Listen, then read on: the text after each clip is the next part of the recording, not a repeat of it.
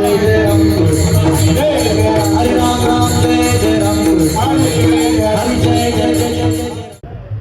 ठीक आहे, नाही सांगा बरं का, तुम्ही अधिकारी आहात, तुम्ही मालक आहात, तुम्ही सांगितलं की मी लगेच थांबणार.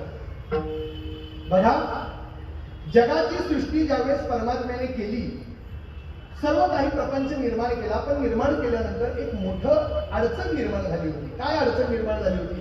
या सगळ्या प्रपंचात चैतन्य म्हणून एक परमात्मा, त्याला सोडून सगळं जड आहे. जड म्हणजे निर्जीव आहे, निर्जीव आहे, काहीच नाही. मग प्रपंच सगळा निर्माण केला, पण तो प्रपंच निर्जीव असल्या कारणाने, जड असल्या कारणाने तो चालत नव्हता, हलत नव्हता, बोलत नव्हता, उठत नव्हता, बसत नव्हता, काहीच करत नव्हता. मग असा प्रपंच मजा देणारे का परमात्म्याला? नाही. म्हणजे गाडी घेतली बापाने पोरात झाली, पण त्यात सेलच घातली. त्या गाडीचा उपयोग आहे का? ती चालणार फिरणार आहे का? पोराला मजा येईल का? नाही. त्याच्यात सेल सुद्धा पाहिजे. मग भगवंताने प्रपंचाची सृष्टी केली.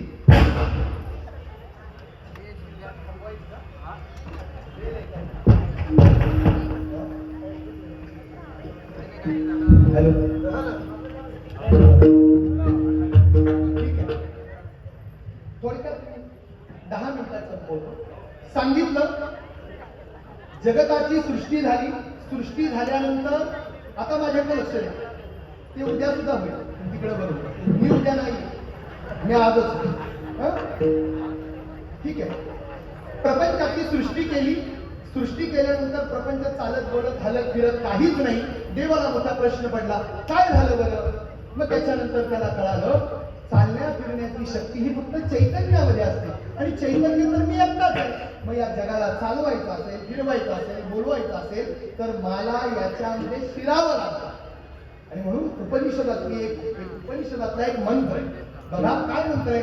तत्सृष्ट्वा तदेव अनुप्राविशत. परमात्म्याने प्रपंचाची सृष्टी केली आणि तो स्वतः त्या सृष्टीमध्ये शिरला. ही उपनिषदांची ओळ आहे, ही वेदातली ओळ आहे. हे काही खोटं वाक्य नाही. मग याच्यावरून आपल्याला एक कळतं की प्रपंचातल्या प्रत्येक वस्तूमध्ये भगवंताचं अस्तित्व आहे, भगवंताचा प्रवेश झालेला आहे. हर कंकर्मे शंकर असं म्हणतात. अनुरेणू चक्रपाणी खून झाली दासी जनी. साधू संतांना तो अनुभव आलेला आहे. अनुरेणू चक्रपाणी खून झाली दासी जनी. जनाबाईंचा अनुभव आहे, मला खूप आवडतो. वाम सवेदोहीकडे दिसे देवाचे रूपडे, खाली पाही अथवा वही, जिकडे पाहावे तिकडे हरी, डोळे झाकोनी आप आहे, पुढे गोपाळ उभा आहे, अनुरेणू चक्रपाणी खून झाली दासी जनी. जनाबाईंनी काय सांगितलं? अहो मी डोळे झाकले काय, उघडले काय, डावीकडे पाहिलं, उजवीकडे पाहिलं, वर पाहिलं, खाली पाहिलं, कुठंही पाहिलं, तरी मला तो देवच दिसतोय. का हो? जनाबाईंना तो देव सगळीकडे का दिसतोय? कारण मगाशी सांगितलेली एक्सरे मशीन त्यांच्या डोळ्यात फिट झाली, आणि म्हणून कोणत्याही व्यक्तीला त्या व्यक्तीच्या स्वरूपात न पाहता त्या प्रत्येकाला चैतन्य स्वरूपात पाहण्याची शक्ती त्यांना मिळाली. याचंच वर्णन आपल्या गीतेमध्ये कृष्णाने केलेलं आहे. विद्या विनय संपन्ने ब्राह्मणे गविहस्तिनी शुनीचैव शपाकेच पंडिताः समदर्शिनः. विद्या विनय संपन्न ब्राह्मण असो, गाय असो, हत्ती असो, कुत्रा असो, चांडाळ असो, प्रपंचातला कोणताही घटक असो, पंडित, सत्पुरुष, संत, महंत ज्यावेळेस या भेददृष्टीला पाहतात ना, भेद प्रपंचाला पाहतात ना, ते कोणत्याही प्रकारचा भेद न पाहता सर्वांमध्ये नांदत असलेलं फक्त आणि फक्त चैतन्यच ग्रहण करतात. म्हणून त्यांच्या दृष्टीमध्ये कधीही भेदभाव येत नाही. ही ब्रह्मज्ञानाची अवस्था आहे, जिचं वर्णन उपनिषदांमध्ये अनेक मंत्रांमध्ये केलेलं आहे. ईशावास्य उपनिषदामधला एक मंत्र सांगतो. आत्ताच साहेब आलेले, त्यांच्याही कानावर उपनिषदातले मंत्र पडायला पाहिजे. यस्तु सर्वाणि भूतानि आत्मन्येवानुपश्यति सर्वभूतेषु चात्मानं ततो न विजुगुप्सते तत्र को मोहः कशोकः एकत्वम् अनुपश्यतः. असे काही श्लोक आहेत, मंत्र आहेत. याचा अर्थ काय? यस्तु सर्वाणि भूतानि आत्मन्येवानुपश्यति. जो सर्व प्रपंचातील घटकांना स्वतःमध्ये पाहतो आणि स्वतःला सर्वांमध्ये पाहतो, तो कधीही कोणावरही द्वेष बुद्धी करू शकत नाही. ज्याची सर्वत्र एक बुद्धी झालेली आहे, जो सगळीकडे एकाच तत्वाला पाहतो, त्याच्यामध्ये कधीही मोह, शोक, भय, लज्जा ह्या सगळ्या गोष्टी निर्माण होऊ शकत नाही. त्या का निर्माण होऊ शकत नाही त्याच्यावर अजून एक कीर्तन करायला पाहिजे, पण माझ्याकडे तेवढा वेळ नाही. पण एवढं मात्र समजून घ्या की ब्रह्मज्ञानी या शब्दाचाच अर्थ आहे ज्याला ब्रह्म कळालेलं आहे, ज्याने ब्रह्म जाणलेलं आहे. ब्रह्म जाणणे म्हणजे काय हो? ब्रह्म जाणणे म्हणजे एवढंच आहे. काय जाणणे? प्रपंचातल्या प्रत्येक घटकाकडे पाहत असताना कोणत्याही प्रकारचा भेदभाव न बाळगता, कोणत्याही प्रकारची उच्च नीच अवस्था न मानता सगळ्यांमध्ये एकमेव परमात्म्याला पाहणे. जेथे दृष्टी दिसे तेथे हरी रूप. माफी मागतो, पण एक 5 मिनिटं राहिलेली आहेत.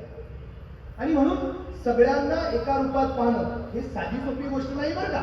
ही साधी सोपी गोष्ट नाहीये. ती तुम्हा आम्हाला जुळेल असं नाही. आणि जुळाली त्याला कसं आहे, ज्याची त्याला पदवी इतरांना साधे, ती पदवी त्यांचीच आहे, ती नाथांना जमते. ठीक आहे ना? आपण नाथ महाराजांच्या गोष्टी ऐकलेल्या आहेत. ठीक आहे. एकनाथ महाराज जेवायला बसले, त्यांच्या ताटातली पोळी कुत्रा आला आणि तोंडात घेऊन पळू लागला. महाराज मागे तुपाची वाटी घेऊन धावू लागले.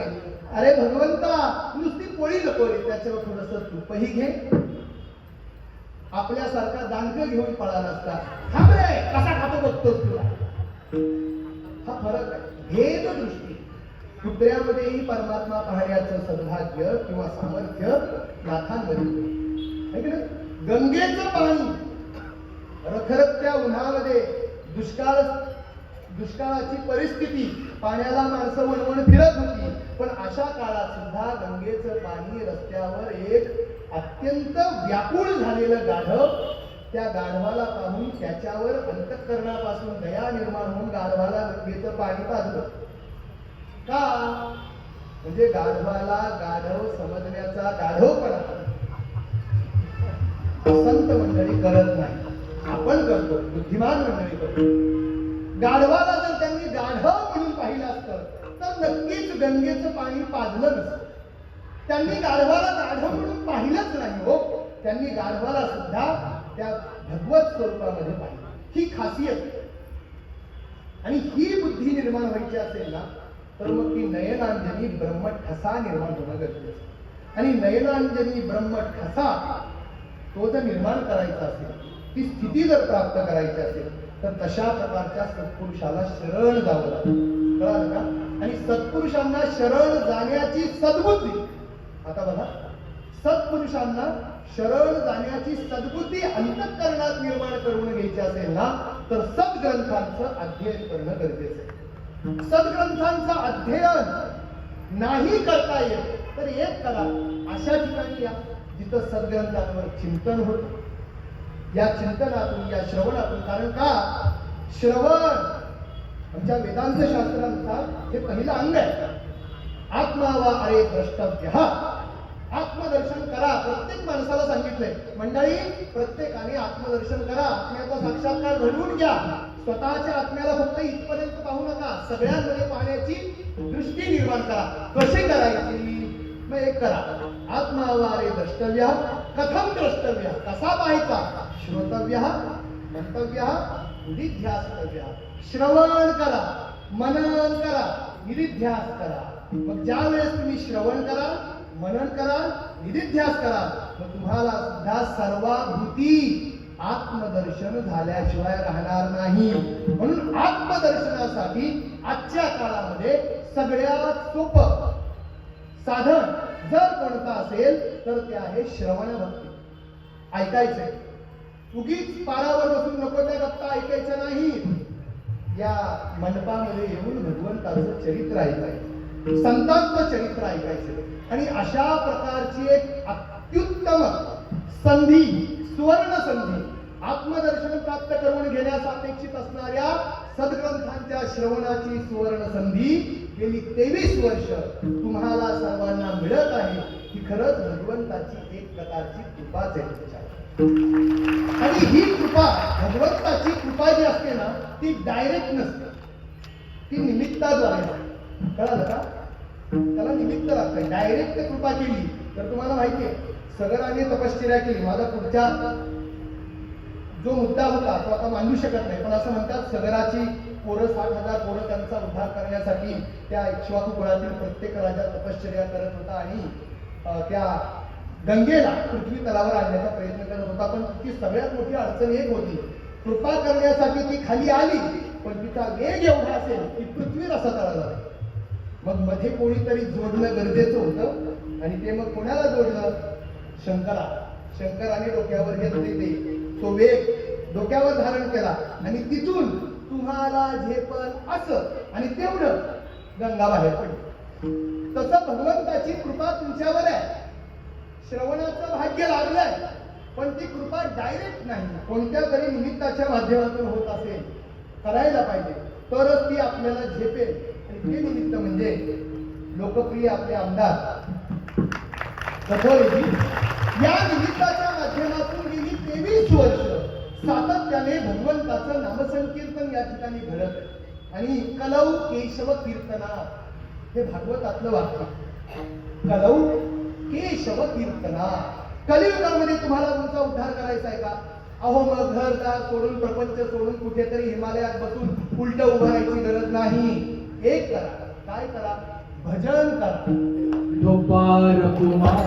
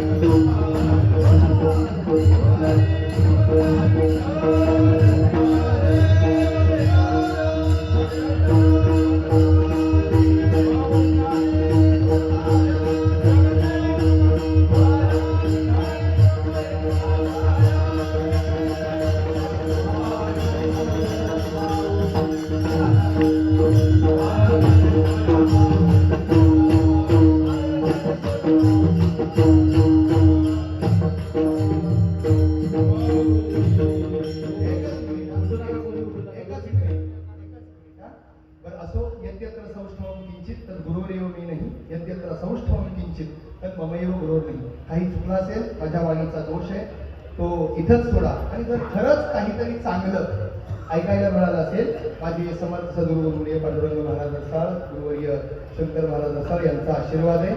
आणि इथं असणारी जी काही आध्यात्मिक शक्ती आहे त्या शक्तीचा प्रभाव आहे. चांगलं ग्रहण करा. पुन्हा एकदा सर्व संयोजकांचे आणि आमदार साहेबांचे विशेष आभार व्यक्त करतो की आज या सुंदर अशा कार्यक्रमामध्ये मला या ठिकाणी कीर्तन सेवा करण्याची संधी दिली. पुन्हा सर्वांचे आभार या ठिकाणी प्रकट करतो आणि थांबतो. विठ्ठल